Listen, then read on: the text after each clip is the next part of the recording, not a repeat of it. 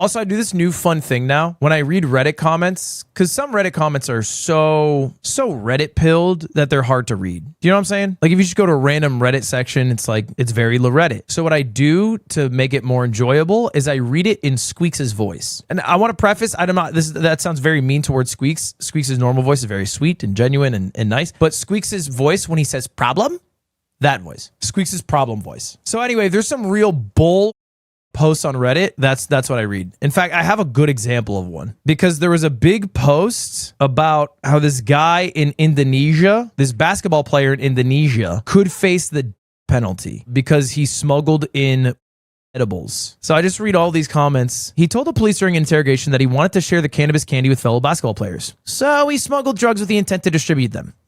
And told police about it. Good luck.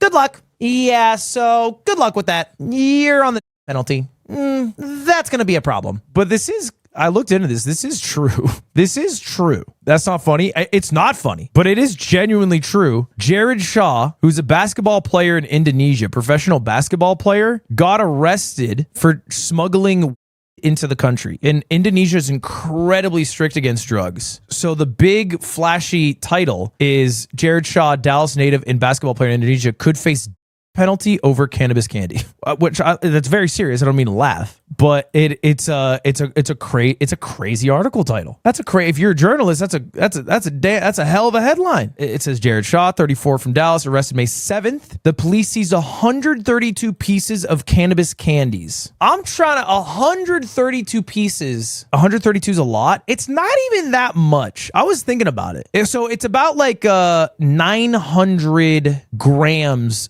of edibles. So it's a little under a kilo. It's definitely a lot. It's definitely a lot, to be clear. But I think it's too little to, like, you're not selling it. Like, it's not to make money, I don't think. It's too little for that. It's too much for an individual. No. Hold up.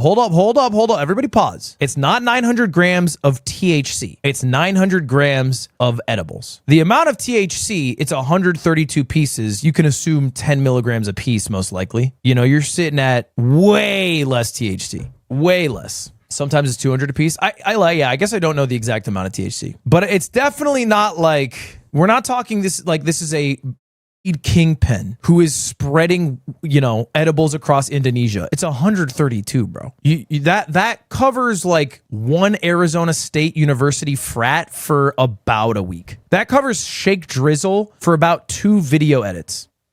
And then that's it. And then he's out. But it was here's what I imagine.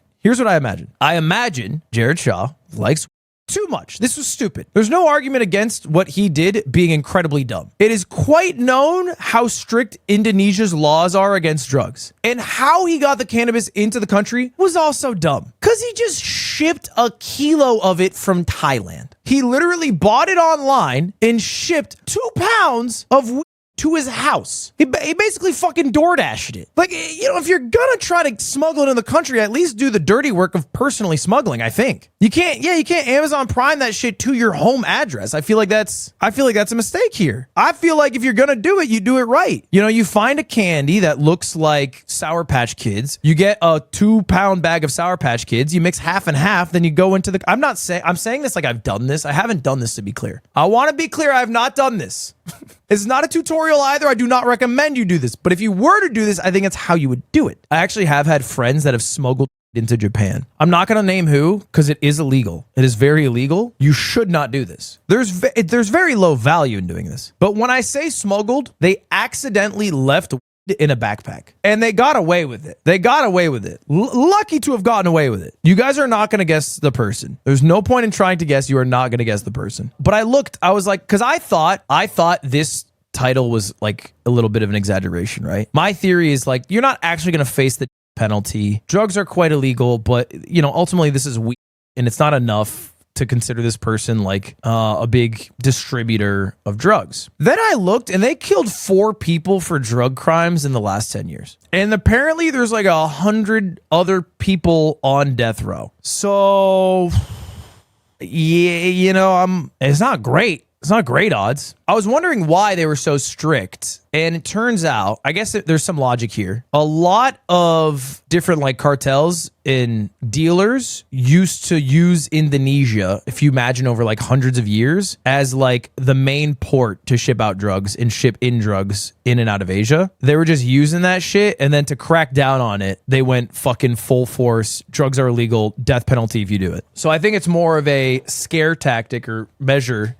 to make examples out of people. I don't agree with it. I think death penalty for 132 edibles would be insanely crazy to do. Yeah, an overreaction for sure. But if it's not your country and you go to the country, you do just have to respect the laws. That is how that works. I agree that it's unproportional, but you kind of just have to follow the rules. You like too damn much. It's not that cool. That's way too deep of a love. I love how I'm the one here saying, yeah, you got to respect the law of a country you go to. As I just went to Japan, broke probably 50 laws.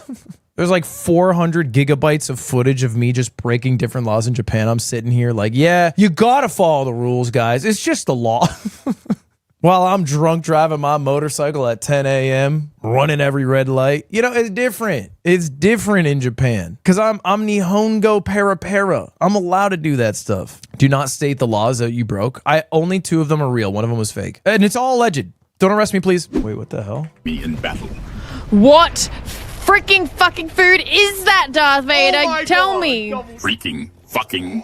What? Such vulgarity does not become you. not allowed. You inquire about sustenance. Oh my god, no. And yet Oh my speak god. like a common thug. So they have Darth Vader's voice with AI in Fortnite that you can talk to now? What the fuck happened, bro? We got AI in Fortnite? Did James Earl Jones sign off on this? Is James Earl Jones alive? James Earl Jones died not even a year ago. He died less than a year ago. And they're already putting James Earl Jones' AI voice in Fortnite.